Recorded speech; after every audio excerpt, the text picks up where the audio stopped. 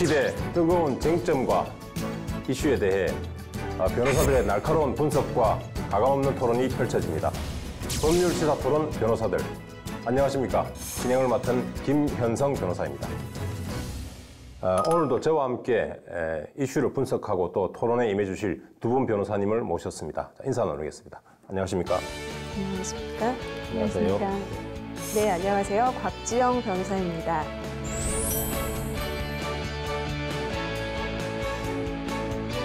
네, 안녕하세요. 윤서연 변호사입니다.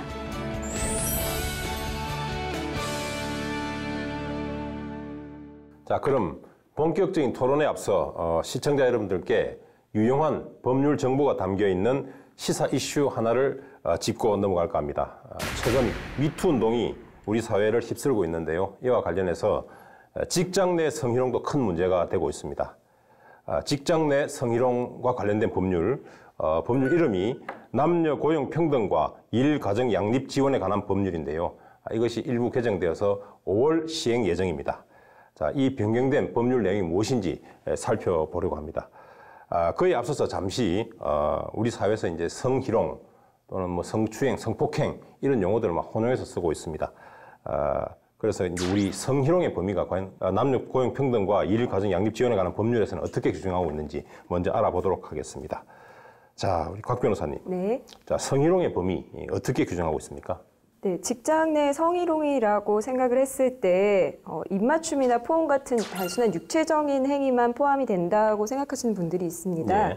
또 반대로 단순히 성적인 발언, 언어에 대한 것만 성희롱이 된다고 생각하시는 분들도 있어요. 근데 결론적으로 말씀드리면 성희롱이 상당히 포괄적으로 규정이 되어 있어서 그 범위가 상당히 넓다고 볼 수 있습니다. 그래서 성희롱으로 판단되는 행위를 좀 설명을 드릴게요. 그래서 입맞춤을 하거나 포옹을 하는 이런 육체적인 행위도 포함이 되고요. 어떤 음란한 농담, 또 외모에 대해서 성적인 비유를 하거나 이런 언어적인 행동을 하는 부분도 포함이 됩니다. 그리고 본인의 특정한 신체 부위를 의도적으로 노출하는 이런 시각적인 행동도 포함된다고 볼 수 있습니다.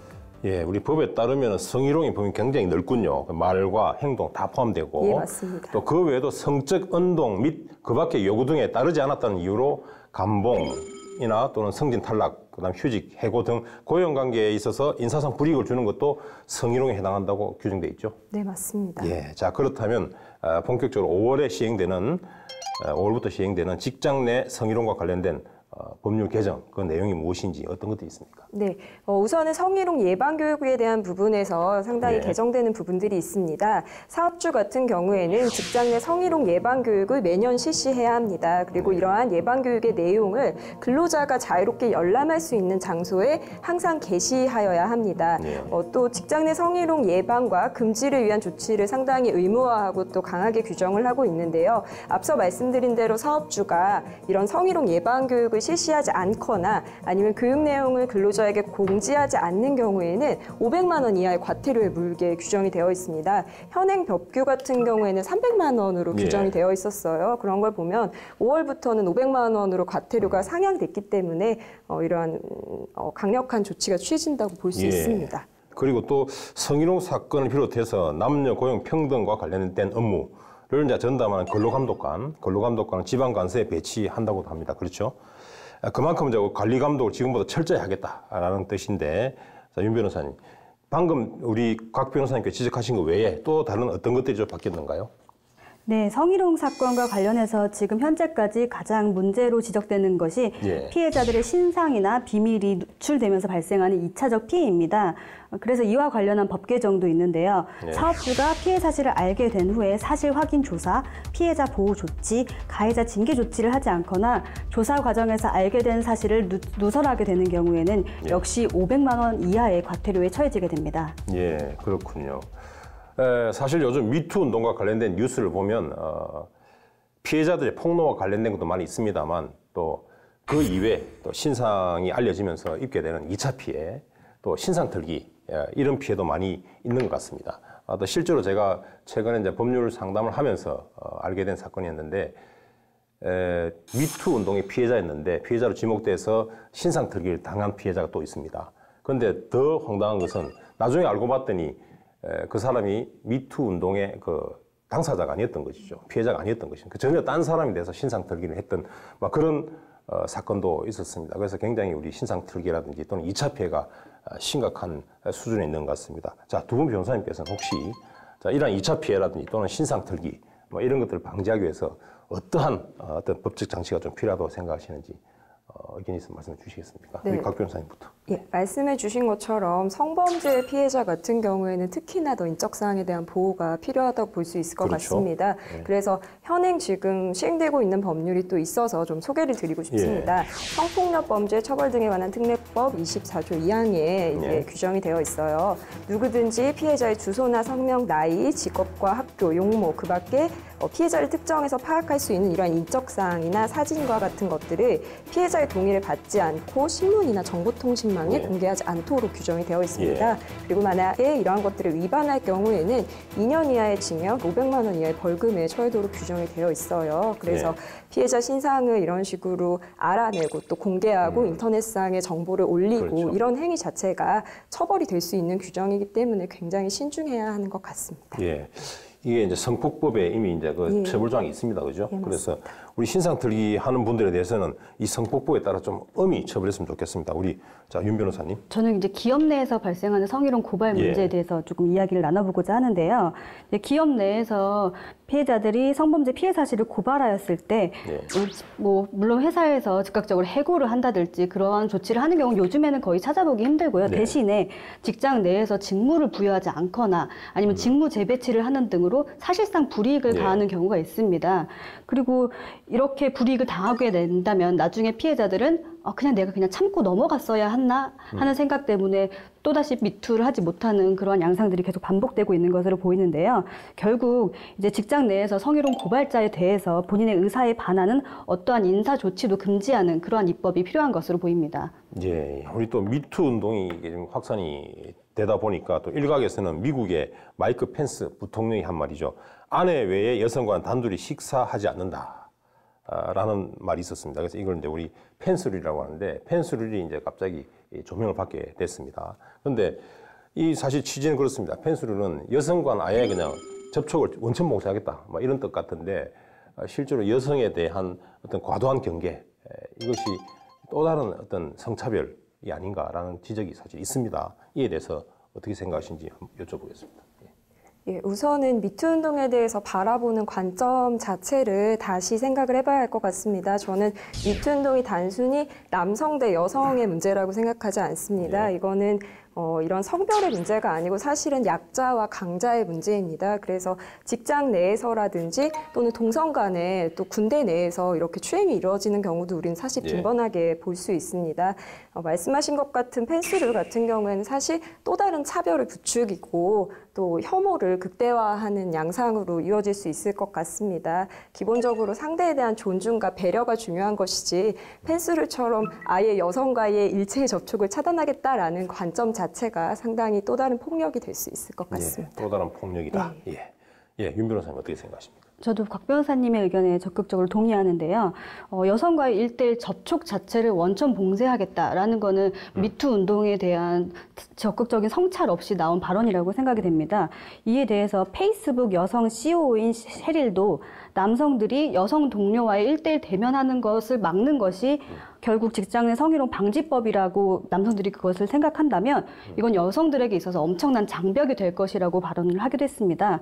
결국 펜스룰은 아까 곽 변호사님이 말씀하신 것처럼 성희롱 상황이 발생하는 것에 대한 적극적인 성찰 없이 발생한 발언이라고 생각하기 때문에 저는 이것이 여성들에 대한 또 다른 차별이 될 수 있다고 생각합니다. 역시 이제 펜스룰 그것도 또 다른 성차별일 것이다라는 두 분의 생각이 다 동일한 것 같습니다.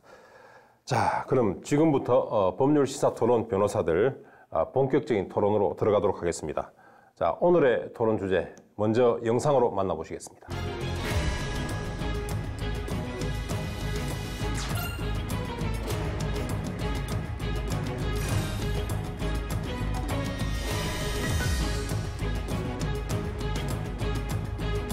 법률 시사 토론 변호사들 오늘 주제는 개헌이에요.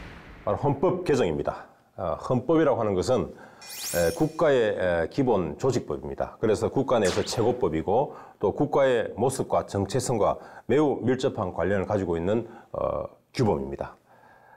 그리고 사실 우리 헌법을 보면요, 1948년 처음 제정된 이후 9차례에 걸쳐서 개정이 이루어졌고 9차 개정 헌법이 바로 현행 헌법인 87년 헌법입니다.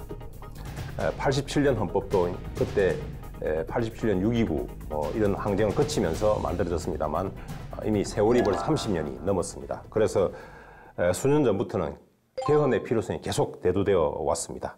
특히 박근혜 최순실의 국정농단 사건 이후 치러지게 된 조기 대선에서 각 당의 후보들은 개헌의 필요성을 얘기하면서 개헌 자체가 국민적 관심사로 급부상했습니다. 거기에 최근 청와대가 개헌안을 내놓으면서 개헌 논의에 직접적인 불씨를 당긴 꼴이 되었습니다. 자, 그럼 현 시점에서 어떤 형태로든 개헌이 필요하다고 생각하시는지 두 분 변호사님께 먼저 간단하게 질문 드리겠습니다. 자, 곽 변호사님부터. 네, 저는 개헌이 필요하다는 부분에 대해 상당 부분 공감하고 있습니다. 예. 네.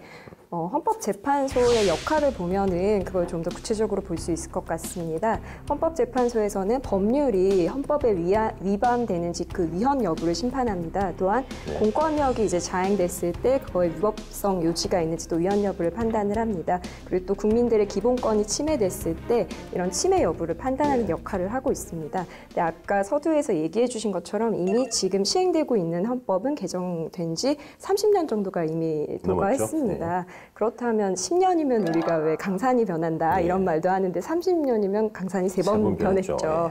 그래서 사실 현실은 굉장히 급변하게 변하고 있고 과거 헌법이 규정하지 못했던 여러 가지 기본권 침해의 문제라든지 또 통치 권력에서의 여러 가지 또 문제점들이 분명히 부각하고 있는 부분들이 있습니다. 만약에 헌법이 현실을 따라가지 못한다면 결국에 국민들의 신뢰는 하락하게 되겠죠. 그래서 국민들의 권익을 두텁게 보호하고 또 아까 서두에서 얘기하신 것처럼 이런 제왕적 대통령제의 폐단을 방지하는 역할을 위해서라도 현 시점에서 개헌이 필요하다라고 생각하고 있습니다. 예, 우리 곽 변호사님은 개헌이 지금 필요하다라고 말씀해 주셨고 윤 변호사님. 네, 저도 마찬가지로 개헌이 필요하다는 입장인데요. 어떠한 법이든 현실에 항상 맞출 수는 없습니다. 결국은 법도 현실이 변화할감에 따라서 거기에 맞춰 나가야 되는데 그것은 헌법의 경우에도 마찬가지입니다. 특히나 헌법은 우리 법체계산 최상위 법이기 때문에 헌법 규범과 헌법 현실 간의 간극이 지나치게 벌어지는 것은 올바르지 않다고 생각합니다. 근데 그렇기 때문에 개헌이 이루어져야 된다는 것에 대해서는 거의 모든 분들이 동의를 하고 계시는 것으로 보입니다. 그렇지만 다만 그 시기나 방법은 어떻게 해야 될지 그리고 그 내용에 관한 부분에 있어서 쟁점이 있는 것 같습니다. 두 분 다 개헌의 필요성은 인정이 된다라고 생각하셨고 또 그 이유도 두 분이 비슷한 것 같습니다. 우리 이제 규범과 현실이 이제 일치해야만 그 규범률을 높일 수 있다. 헌법도 마찬가지다라는 취지에서 말씀해 주셨습니다. 자, 그럼 지금부터 오늘의 주제 개헌과 관련해서 몇 가지 쟁점으로 나누어서 토론을 진행해 보도록 하겠습니다. 자, 먼저 최근에 청와대가 개헌안을 발표했습니다. 그리고 이에 대해 찬성의 뜻을 밝히는 이들도 있습니다만 입법기관인 국회는 대통령발 개헌은 제왕적 발상이다. 또는 국회에서 개헌안을 발의하는 것이 보다 민주적인 절차다. 라면서 비판의 목소리를 높이고 있습니다. 사실 우리 헌법에도 대통령도 개헌안을 발의할 수 있는 주체로 규정되어 있습니다. 그렇다면 자, 이 개헌과 관련해서 헌법은 구체적으로 어떻게, 특히 주체와 관련해서 어떻게 규정되어 있는지 우리 곽 변호사님께서 잠시 설명해 주시겠습니까? 예, 헌법 개정에 대한 부분은 헌법 10장에 규정이 되어 있습니다. 그리고 그와 관련된 128조 1항에도 구체적으로 규정이 되어 있는데요. 헌법 개정의 제안권자는 대통령과 국회의원으로 이렇게 구별이 되어서 규정이 되어 있습니다. 다만 대통령과 국회의원이 개헌을 발의할 수 있는 요건에는 구체적인 차이가 있습니다. 89조 3항에 보면 대통령 같은 경우에는 국무회의의 심의를 거쳐 발의할 수 있도록 되어 있고요. 128조 1항에 보면 국회의원은 제적의원 과반수의 찬성을 얻어서 헌법 개정에 대해서 발의할 수 있도록 규정이 되어 있습니다. 그리고 특히 헌법 개정안 같은 경우에는 이제 국민들의 합의가 특히 중요한 부분이기 때문에 대통령이 20일 이상의 기간 동안 이것을 공고해서 국민들이 알 수 있도록 이렇게 또 규정이 되어 있습니다. 자, 그렇게 대통령이든 국회의원이든 개헌안이 발의되면 또 60일 이내에 국회 의결이 또 있어야 되지 않겠습니까? 그리고 또 국민 투표도 거치도록 되어 있습니다.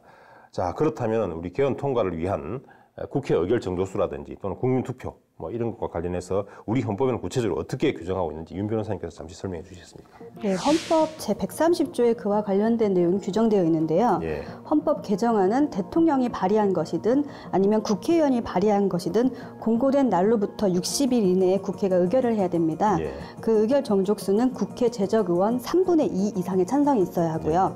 그리고 이렇게 국회 의결을 거친 이후에는 국회가 30일 이내에 국민투표에 회부되게 됩니다. 그리고 여기에서 국회의원 선거권자 과반수의 투표와 투표자 과반수의 찬성으로 이제 헌법 개정안이 확정이 되게 되는 것이죠. 예.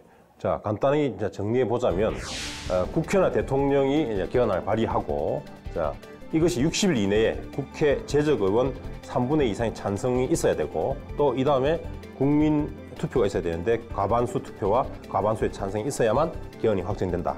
그런 말씀이지 않습니까? 자, 우리 시청자 여러분들의 이제 이해를 돕기 위해서 우리 헌법은 일반 법률보다 우리 개정 절차가 훨씬 까다롭고 복잡하게 되어 있습니다.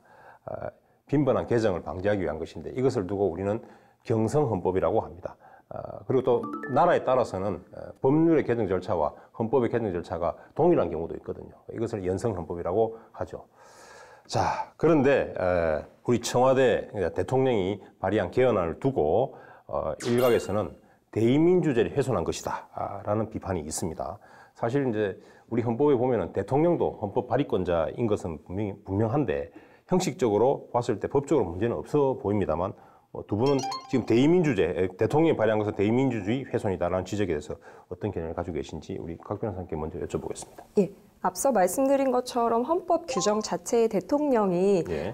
발의로서 제한할 수 있다라고 규정이 되어 있습니다. 다만 이제 구체적으로 국무회의에서 이제 심의를 거쳐야 하는 절차적인 요건이 필요하기는 합니다. 예. 그래서 결론적으로 말씀드리면 현 정부에서 지금 대통령이 개헌안을 발의한 부분은 법적으로 사실 하자는 없습니다.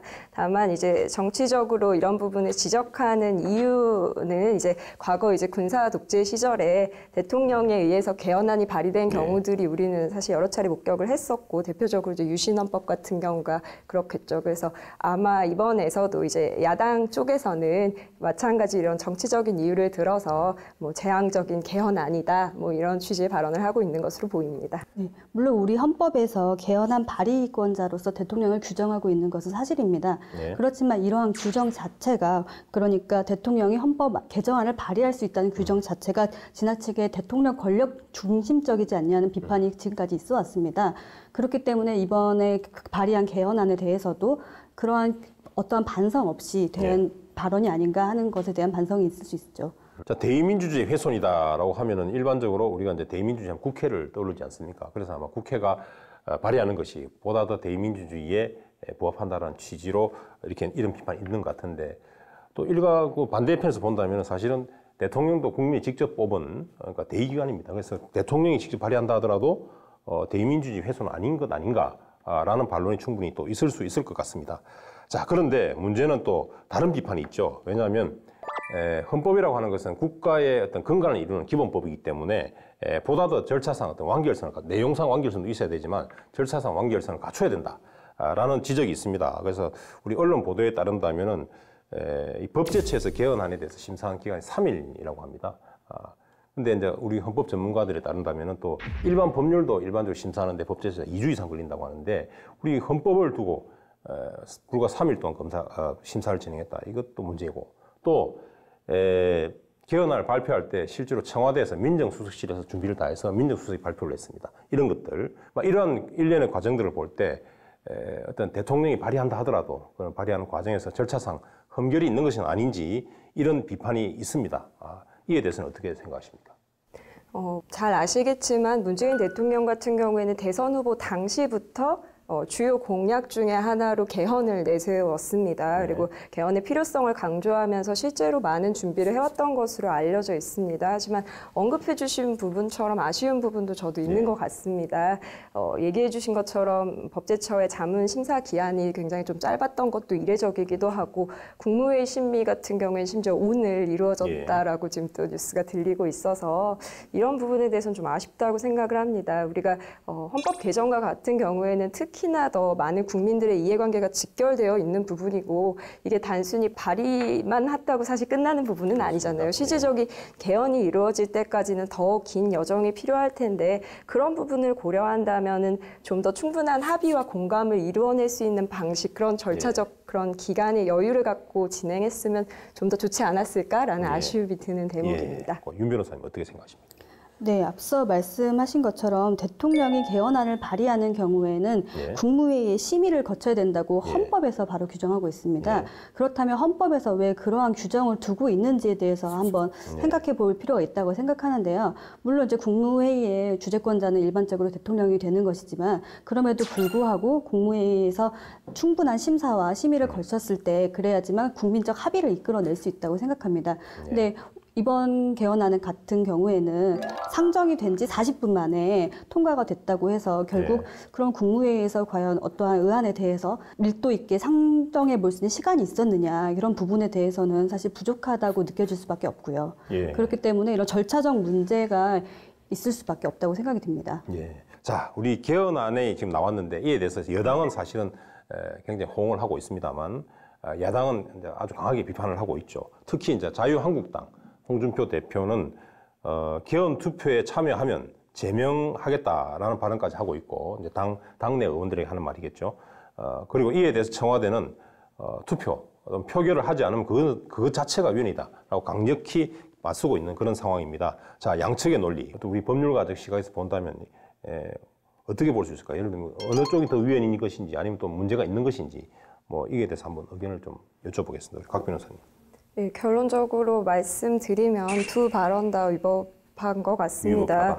홍준표 대표 같은 경우에는 개헌 투표에 참여하면 제명이다라고 뭐 주장을 하는데 뭐 당내 내교에 따라서 물론 달라질 수 있는 부분이지만 이런 발언이야말로 아까 뭐 제왕적 대통령제의 폐해 우리가 얘기해왔지만 제왕적 정당 대표로서의 발언이 아닌가라는 생각이 들 만큼 좀 지나친 발언이 아니었나라는 생각이 들고 있습니다. 그리고 청와대도 또 투표를 하지 않으면 위헌이다라는 취지의 발언을 했는데 이 부분도 또 문제가 있습니다. 우리가 서두에서 윤 변호사님께서 잘 소개해 주셨지만 국회 같은 경우에 60일 이내에 이 발의된 개헌안에 대해서 의결을 하도록 되어 있는데 만약에 의결 자체를 하지 않으면은 그 부분은 위헌이 될 수 있겠지만 개인이 투표에 참석하고 안 하고 여부 자체가 위헌이 될 소지는 사실은 없기 때문에 두 발언 다 문제가 있는 발언이다라고 생각합니다.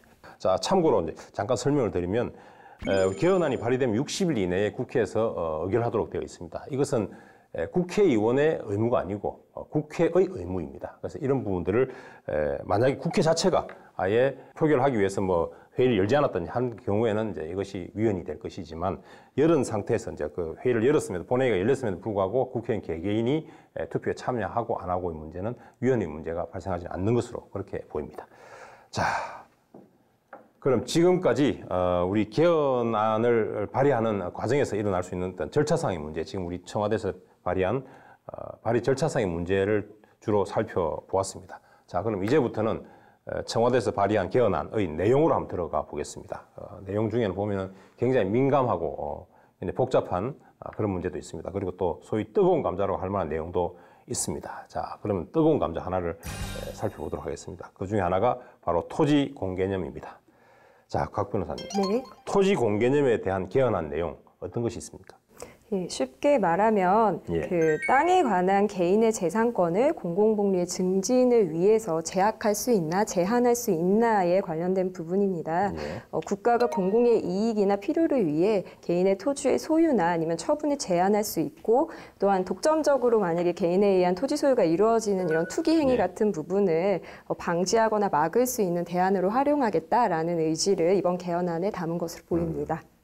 그럼 결국 이것은 우리 이제 대한민국에서 크게 이제 문제 늘 되어 왔던 부동산 또는 부의 불균형, 부동산의 불균형 문제를 바로잡고 또 부동산 정책을 보다 더 강하게 또는 올바르게 한번 추진해 보겠다라는 의지로 읽히는데요. 역시 쟁점은 부의 집중을 방지할 것이냐 아니면 사유재산을 침해하는 것이냐의 문제로 이 쟁점을 모아질 것 같습니다. 자, 두 분의 견해를 먼저 여쭤보겠습니다. 자, 토지 공개념이라는 것을 지금 우리 헌법에 도입하는 것이 맞는지 또는 아니면 뭐 아직 뭐 이걸 도입할 필요까지 없다고 볼 것인지 두 분의 견해를 간단하게 여쭤보겠습니다. 자, 우리 각 변호사님 먼저. 예, 저는 토지 공개념 이 개념을 도입하는 부분에 대해서 찬성하는 측의 입장입니다. 토지 공개념이라는 개념 자체가 생소하게 들리실 수는 있지만 이와 관련된 상당 부분의 내용이 헌법에 이미 규정이 되어 있습니다. 제가 좀 소개를 드릴게요. 그래서 지금 헌법 23조 2항을 보면 재산권의 행사는 공공복리에 적합하여야 한다라는 규정이 있고요. 122조에 보면 국가는 국토의 효율적이고 균형적인 이용 또 개발, 보전을 위해서 필요한 경우 이에 대한 개인의 재산권 행사에 제한이나 의무를 가할 수 있다라는 규정이 이미 있습니다. 그렇기 때문에 지금 개헌안에 담겨 있는 내용은 새롭게 없던 토지 공개념을 도입하자는 것이 아니고 사실은 헌법에 이미 적시되어 있는 토지 공개념의 개념을 좀 더 강화하자는 취지에서 개헌안이 나왔습니다. 그래서 이런 문구가 추가됐어요. 토지의 공공성 또 합리적인 사용을 위해 필요한 경우에 한해서 제한과 의무를 가할 수 있다. 어떤 개념이 이제 공공성이나 합리적 사용 같은 개념이 지금 좀 추가가 됐습니다. 제가 이 토지 공개념 부분에 대한 헌법상의 이런 강화하는 부분에 찬성하는 이유는 아까 서두에서 이야기해 주셨지만 대한민국이 지금 양극화의 문제가 있다는 건 누구나 인식을 하고 있어요. 근데 이게 과연 해소되고 있는지를 우리가 살펴보면 오히려 점점 더 사실 심해지고 있습니다.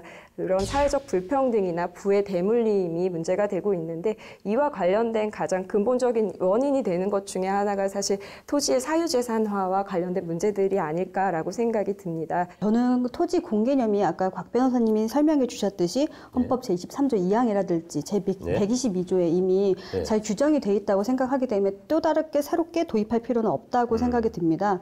사실상 정부의 경제 정책이 성공하느냐 실패했느냐를 판단하는 데 있어서 부동산 정책이 항상 이슈고 화두였었습니다. 그렇기 때문에 이번 정부에서도 부동산 대책을 막강히 세우겠다. 이러한 차원에서 이와 같은 토지 공개념을 헌법 규정에 편입을 시키겠다라는 취지로 보이는데요. 근데 사실 우리 헌법 10조만 보더라도 헌법 10조에서는 행복추구권이 보장되어 있고 모든 기본권이 헌법에 규정되어 있는 것은 아닙니다. 그렇기 때문에 저는 굳이 토지 공개념이라는 개념 자체를 신설해서 헌법 조항으로 도입할 필요성은 없다고 보고요. 그리고 토지 공개념을 헌법 조항으로 신설해서 도입했다고 하더라도 모든 토지 소유에 관한 제한이 합법이 되는 것은 아니고 그것은 또 헌법재판소라든지 또 다른 입법기관들에서 판단을 해보아야 할 문제라고 생각합니다. 자, 그러면 우리 토지 공개념 말씀 지금 나누고 있는데 우리 토지 공개념이라는 것이 이번에 사실 처음 나온 얘기는 아닙니다.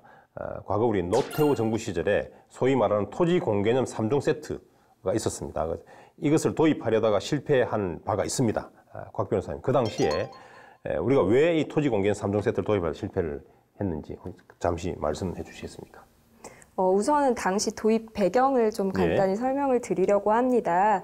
당시에 노태우 대통령 재직 시절에 88 올림픽이 끝날 무렵이었는데 당시에 서울 아파트 값이 무려 41% 상당히 폭등했습니다. 굉장히 큰 시세 차익이 났겠죠. 근데 이게 결코 바람직하진 않죠. 너무 과다한 측면이 있고 그렇기 때문에 이런 현상을 보고서 당시 정부에서는 토지 공개념 3종 세트를 도입하게 됐습니다. 근데 이게 사실 뭐 제대로 정착이 될 수 없었던 부분까지 제가 한 번에 좀 설명을 드리려고 합니다. 우선 이 세 가지가 제가 설명을 드리려면 택지 소유 상한제, 그리고 개발 이익 환수제, 토지 초과 이득세 이렇게 총 세 가지로 규정이 되어 있습니다. 이때 지금 택지 소유 상한제 같은 경우에는 이제 개인이 가지고 있는 땅 소유의 상한을 규정하는 부분입니다. 근데 이게 당시에 이제 개인의 땅 소유를 최대 200평까지만 소유할 수 있도록 이제 법으로서 규정을 하려고 했습니다. 그리고 개발 이익 환수제 같은 경우에는 지금 현재도 이거는 시행이 되고 있는데 개발 이익 환수에 관한 법률로서 시행이 되고 있습니다.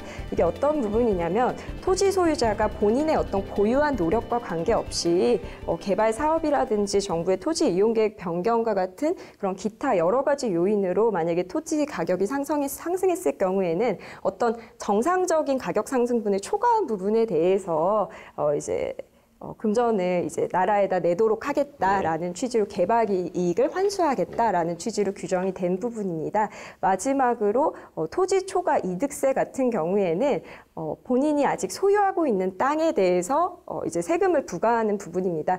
우리가 지금 같은 경우에는 토지를 보유하고 있으면은 거기에 시세 차익이 오른다고 하더라도 실질적으로 땅을 매도해야지 양도소득세 같은 게 부과되지 않습니까? 근데 이 토지에 대해서 초과 이득세 같은 거를 부과하는 경우는 실제로 시세 차익이 낮지 않더라도 보유하고 있을 때 이제 시세 차익이 발생하면 그 자체에 대해 세금을 붓겠다는 취지입니다. 근데 이게 사실 도입을 했지만 제대로 정책될 수 없었던 게 사실 위헌 판결이 있었습니다.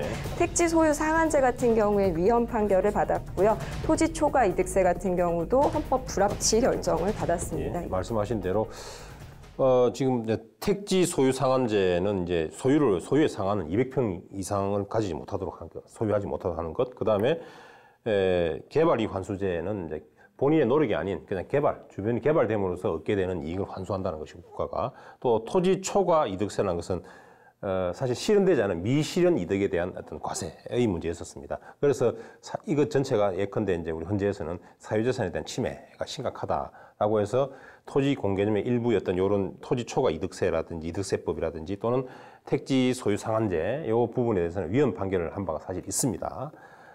그래서 사실은 이 중요한 그러니까 토지 공개념의 중요한 어떤 제도라고 할 수 있는 이 세 개 중에서 2개가 벌써 위헌 판결을 받았는데 그렇다면 이번에도 마찬가지로 이런 위헌 판결을 받은 것을 어떻게 또 다시 헌법에 넣으려고 하느냐라는 그런 어떤 반발이 충분히 예상되고 있거든요. 뭐 이에 대해서 우리 윤 변호사님 어떻게 생각하십니까? 네, 제가 아까도 말씀드렸듯이 정부의 이 개헌안은 정부가 부동산 정책을 좀 더 원활히 할 수 있는 방안으로 내놓은 개헌안이라 생각이 되는데요.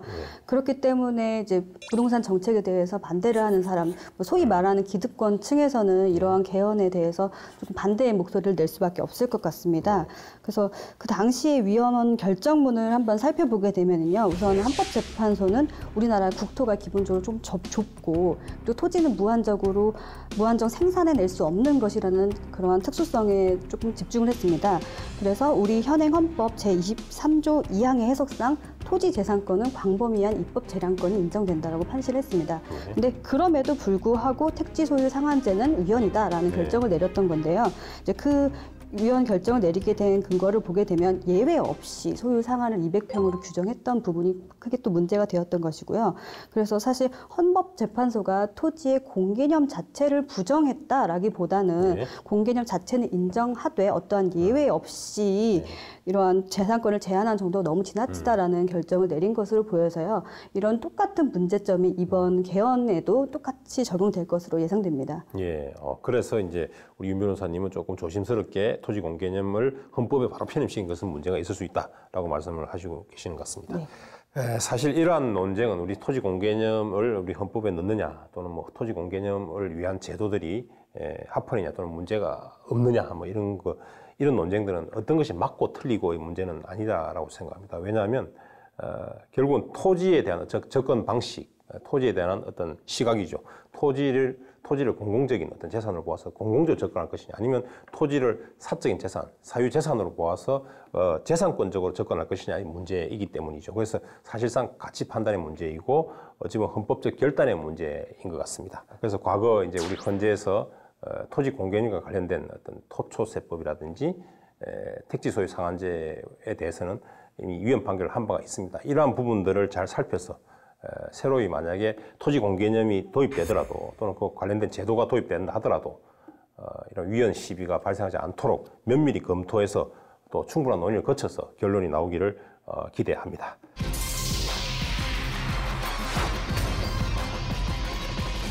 법률시사 토론 변호사들, 오늘 주제는 개헌인데요. 지금까지 개헌의 필요성과 절차, 그리고 개헌안 내용 중에서 뜨거운 이슈가 되고 있는 것들을 살펴보고 있습니다. 자, 그럼 지금부터는 정치권에서 가장 크게 관심을 가지는 분야죠. 권력구조입니다. 이른바 제왕적 대통령제로 불리는 현행 통치구조, 권력구조에 대해서 개편이 필요하다는 주장이 끊이지 않고 제기되어 왔습니다. 자, 이번 청와대 개헌안에는 권력 분산을 위해서 어떤 내용들이 있는지 한번 살펴보겠습니다. 자, 먼저 대통령 현재 5년 단임제죠. 5년 단임제를 대통령 4년 4년으로 하고 연임제로 바꾸었습니다. 그리고 또한 이와 아울러서 대통령의 권한을 분산하는 듯한 또는 분권하는 듯한 형태로 여러 가지 개헌안의 내용이 들어 있습니다. 자, 구체적인 내용이 어떤 것들이 있는지 먼저 곽 변호사님 잠시 말씀해 주십시오.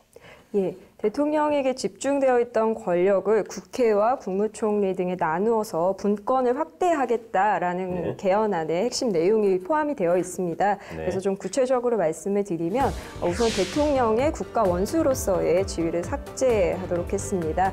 그리고 대통령의 특별사면권을 좀 제한하도록 규정했습니다. 또한 감사원 같은 경우에는 독립기구화하도록 규정을 했고요. 또한 감사위원을 대통령이 이렇게 선출하도록 되어 있는데 그 부분의 권한을 또 축소했습니다. 그리고 마지막으로 또 헌법재판소장 임명권을 이제 대통령이 했었는데 그 부분을 또 권한을 이양하는 부분도 포함하고 있습니다. 예, 그렇습니다. 자, 그리고 또 하나 또 빠뜨릴 수 없는 중요한 내용이 있죠. 그것이 바로 예산법률주의를 도입한 것입니다. 자, 원래 예산법률주의라고 하는 것은 예산을 국회가 이제 편성해가지고 법률처럼 똑같이 모든 주도권을 국회가 지는 것을 예산법률주의라고 할 수 있는데 사실 지금까지 예산 편성권은 정부가 가지고 있었죠. 행정부가 가지고 있었습니다. 그리고 국회는 그냥 받아가지고 의결만 하고 이제 수정만 좀 할 수 있는 그런 권한을 가지고 있었는데 이번 개헌안에 본다면은 개헌안에서도 마찬가지로 편성권은 여전히 정부에 남아 있습니다. 그러면서 다만 국회에서 심사할 수 있는 기간을 좀 더 확보를 했죠. 그래서 30일 정도 더 시간을 주어서 국회가 더 심도 있게 심의할 수 있도록 그렇게 했습니다.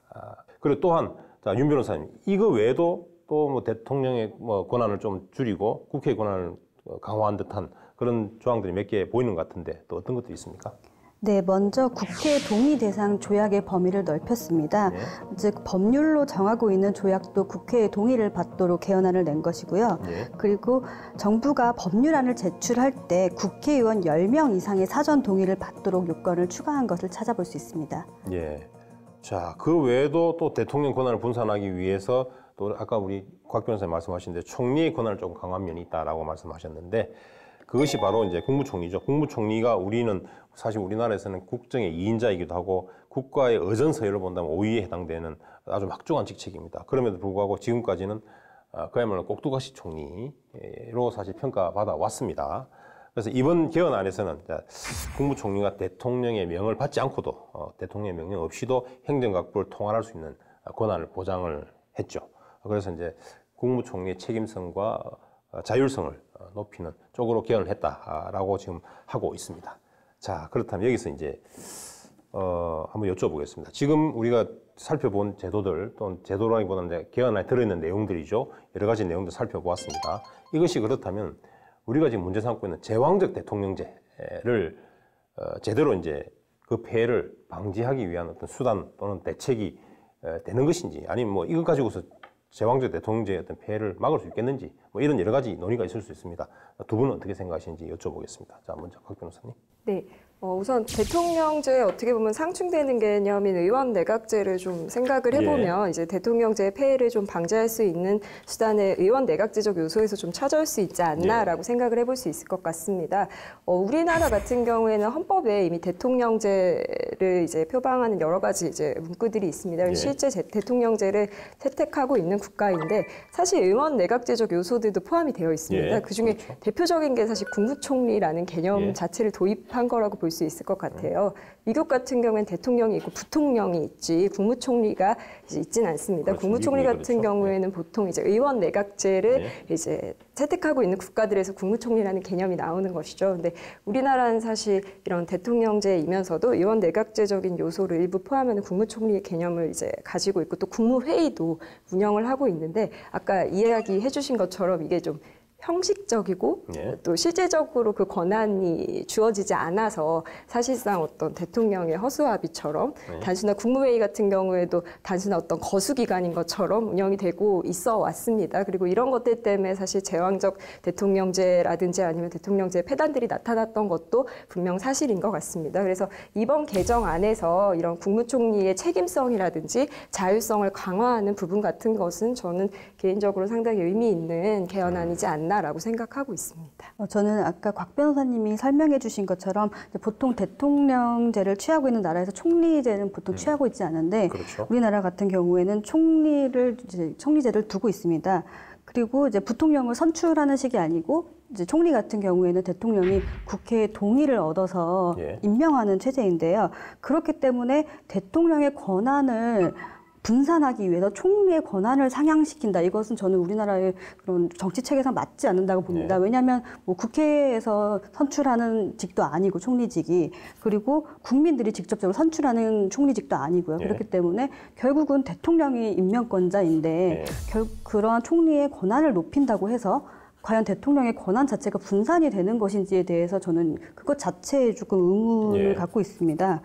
그렇기 때문에 국무총리의 권한을 무작정 상향하자. 그렇게 하면은 대통령의 권한이 분산된다라는 것은 조금 좀 겉면만을 보고 내는 개헌안이 아닌가 하는 생각이 듭니다. 자, 그러면 또 하나 여쭤보겠습니다. 우리 조금 전에 국무총리의 어떤 권한 가지고 말씀하셨는데, 자, 야권에서 지금 우리 이 청와대에서 내놓은 그 개헌안에 대해서 비판하고 있는 것 중에 하나가 뭐냐면 책임 총리 야권이 주장을 하고 있는데 이것을 전혀 수용하지 않았다라는 것입니다. 그래서 책임 총리를 전혀 뭐 수용하지 않아 놓고 어떻게 권력 분산이 되었느냐라고 말씀하시는 것 같아요. 우리 아까 윤 변호사님께서는 책임 총리 권한을 준다 하더라도 총리에게 이것도 형식적일 것이다라는 말씀하셨고, 또 총리의 어떤 권한을 높이면은 대통령에 대한 어떤 통제가 좀 어느 정도 이루어질 것이다라는 말씀하셨는데, 자, 그렇다면 이렇게 한번 여쭤보겠습니다. 우리 책임 총리라고 지금 하는 것은 국회에서 아마 선출하는 총리를 말씀하는 것 같아요. 국회에서 선출하는 총리, 대통령이 임명하고 국회가 동의하는 총리가 아닌 아예 처음부터 국회에서 선출한 총리, 이 책임 총리가 가능한 것인지와, 그다음에 만약에 이것이 도입된다면 실제로 권력 분산에 도움이 되는 것인지 한번 여쭤보겠습니다. 의견이 어떠십니까? 저는 기본적으로 국회에서 선출하는 방식의 책임 총리제 도입에 대해서 반대합니다. 그 이유는 우리나라 헌법 규정을 살펴보면 알 수 있는데요. 대한민국의 주권은 국민에게 있고 모든 권력은 국민으로부터 나온다라고 명시가 되어 있습니다. 그렇기 때문에 우리가 이제 직선제를 통해서 대통령을 선출하고 있고 이제 국회의원들을 통해서 우리의 대의제 민주주의를 이제 실현하는 방법 중에 하나를 삼고 있습니다. 그런데 대통령 같은 경우에는 직선제로 우리 국민들이 직접 투표를 통해 선출하지 않습니까? 그런데 말씀하신 대로 총리 같은 경우에는 만약에 국회의원들이 선출을 하게 된다면, 물론 국회의원들도 국민들이 뽑았기 때문에 국민들의 의사가 뭐 간접적으로 발현이 될 수 있지 않나라고 볼 수도 있겠지만 사실은 그렇지 않을 거고, 사실 정당의 이익이라든지 정파의 이익이 더 우선시돼서 선출될 가능성이 오히려 훨씬 더 높다라는 생각이 들거든요. 그리고 아까도 말씀드렸지만 우리나라가 대통령제를 채택하고 있는 나라인데 만약에 국회에서 책임 총리를 선출을 해버리면 대통령은 무슨 역할을 과연 하게 되는지도 의문이죠. 책임 총리가 사실 내각을 좌지우지하고 행정 전반을 말하게 되면 대통령 무슨 외교적인 역할만 담당하는 대통령이라면 우리나라 대통령제를 규정한 본질 자체에도 사실은 맞지 않는 행위라서 저는 이거는 헌법상 타당하지 않은 거라고 생각이 듭니다. 그 곽 변호사님께서는 아까 우리 제왕적 대통령제 폐해를 방지하고 막아내기 위해서는 대통령제 우리 하고 있지만 또 의원 내각제도 요소를 강화하거나 이렇게 할 필요가 있다고 말씀하셨는데, 그렇다면 아까 말씀하신 내각제 요소를 가미해서 강화하는 것과 그 조금 맥이 맞지 않는 것 같아서 제가 드리는 말씀입니다.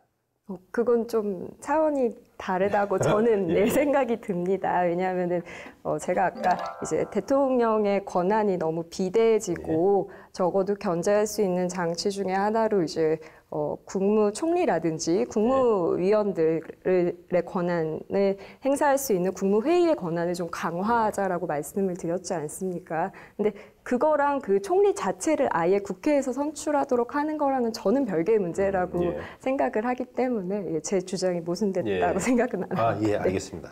자, 그럼 책임 총리, 국회에서 총리를 선출하는 이것은 이렇게 하더라도 지금 만약에 대통령제에서는 이게 유명무실한 총리가 될 수 있을까요? 물론 이제 책임 총리제가 도입된다면 책임 총리는 기본적으로 국회에서 선출하는 것이기 때문에 대통령에 대한 견제 장치의 측면에서만 생각을 해본다면 충분히 견제 장치가 될 수는 있겠죠. 그렇지만 저도 곽 변호사님과 마찬가지로 우리나라의 책임 총리제가 도입될 수 있다는 것에 대해서는 조금 부정적인 입장입니다. 결국 책임 총리제를 도입한다는 것은 이원 집정부제에 동의를 한다는 것과 저는 거의 같은 얘기라고 생각하는데요.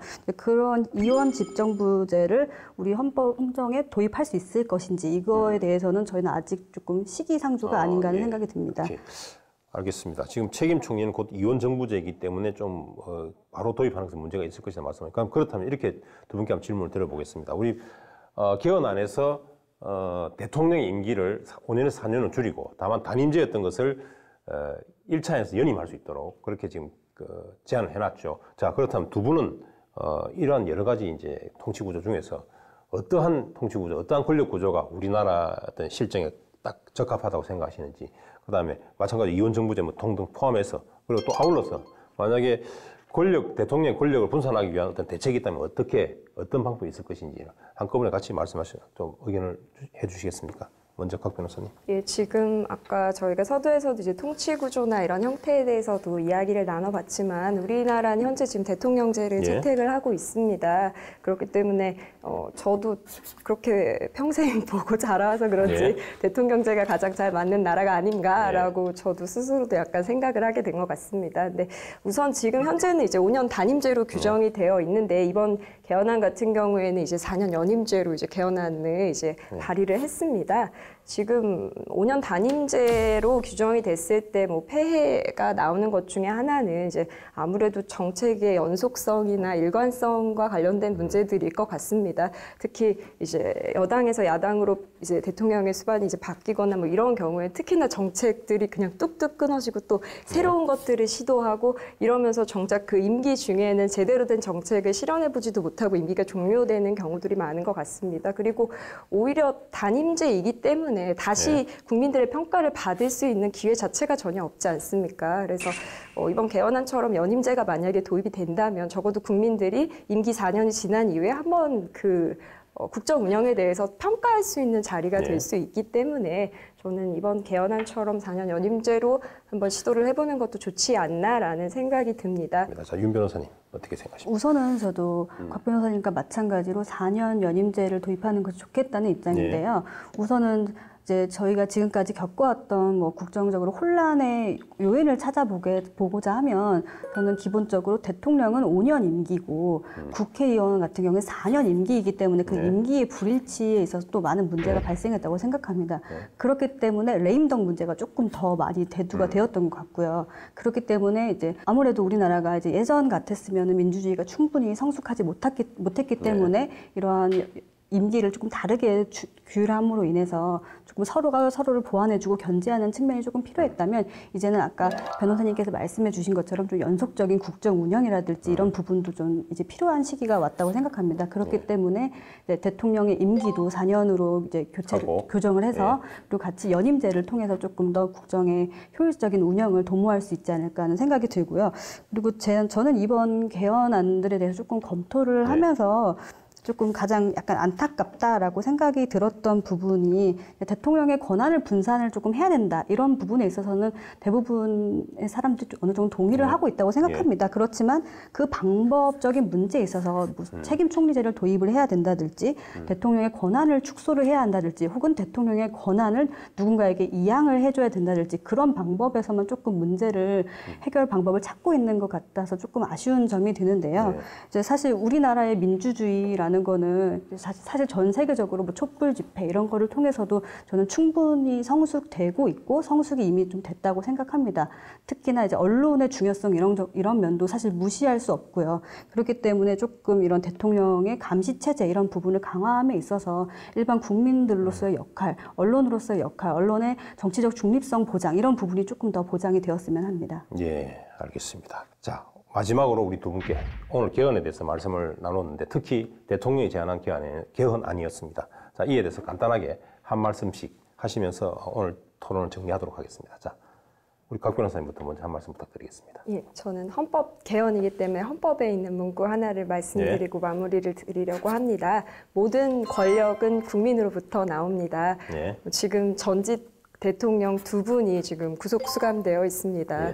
우리가 계속 이야기를 나눠왔지만 제왕적 대통령제의 폐해를 어떻게 보면 여실히 드러낸 안타까운 사건이라고 볼 수 있을 것 같습니다. 근데 이번 개헌에 관한 논의를 하면서도 여러 정당들이나 국회의원들이 보이는 것들 중에 제가 개인적으로 안타깝게 생각하는 부분 중에 하나는 정치적인 이슈나 이런 거에 대해서는 굉장히 민감하고 신속하게 대응하는데 사실상 헌법의 굉장히 중요한 부분인 기본권 강화나 아니면 국민주권의 강화나 이런 부분에 대한 논의는 찾아볼 수가 없습니다. 여당이나 야당을 불문하고 전혀 그런 논의들은 잘 이루어지지 않는 거를 보면서 가장 기본적인 부분들을 정치하는 사람들이 늘 유념해야 하지 않을까. 그 헌법 조문이 그 대통령이든 국회의원들이든 그분들이 지니고 있는 권력이 결코 본인이 자의적으로 행사할 수 있는 것이 아니고 국민으로부터 그 권력이 나왔다는 걸 늘 명심하고 이번 헌법 개정과 관련해서도 그런 당파적인 싸움이나 이런 거에 너무 치중하기보다는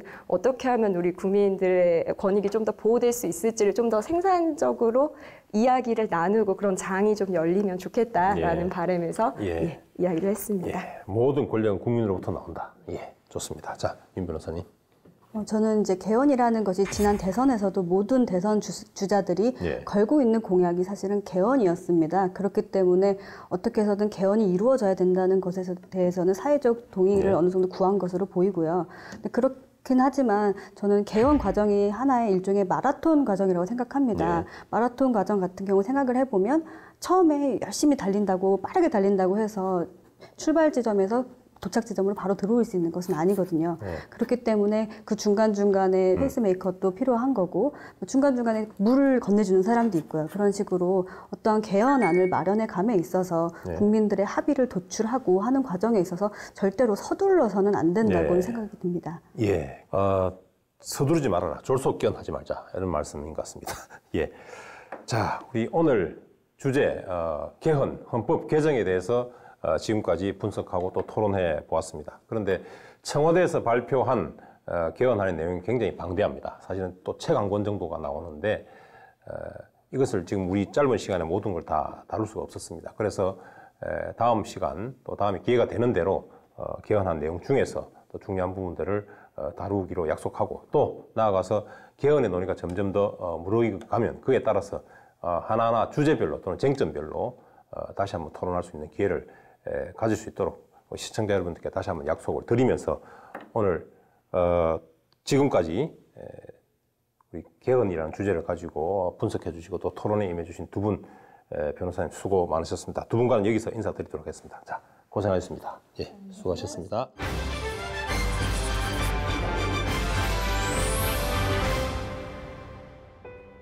제 나라 경공이 나라를 다스리는 도리를 묻습니다.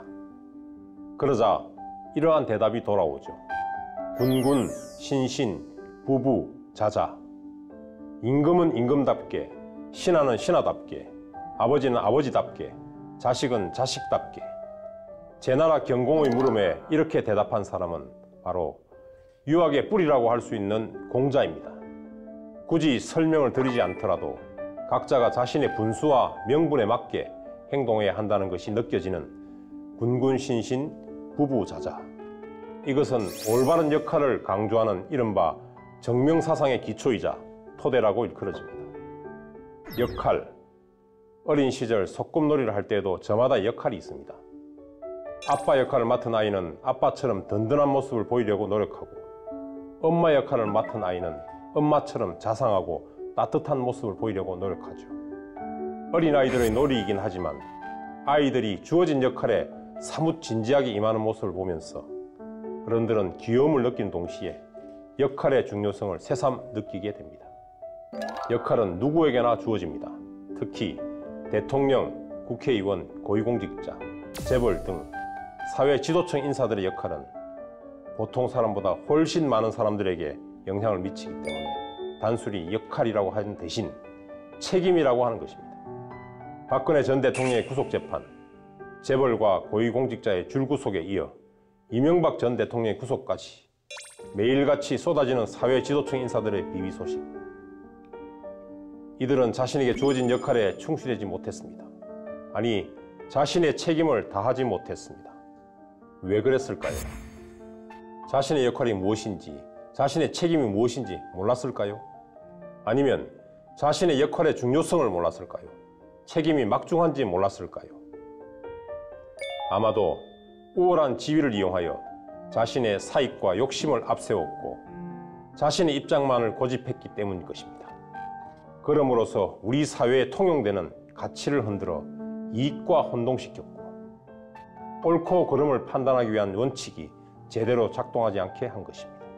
굳이 노블리스 오블리제를 언급하지 않더라도 사회 지도층 인사들이 이익을 추구하되 욕심 대신에 타인을 배려한다면, 자신의 입장을 당당히 밝히되 고집 대신 역지사지한다면 우리 사회의 소중한 가치와 원칙은 결코 흔들리지도 무너지지도 않을 것입니다.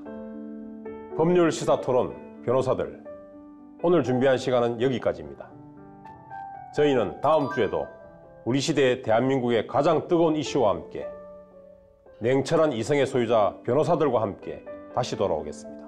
감사합니다.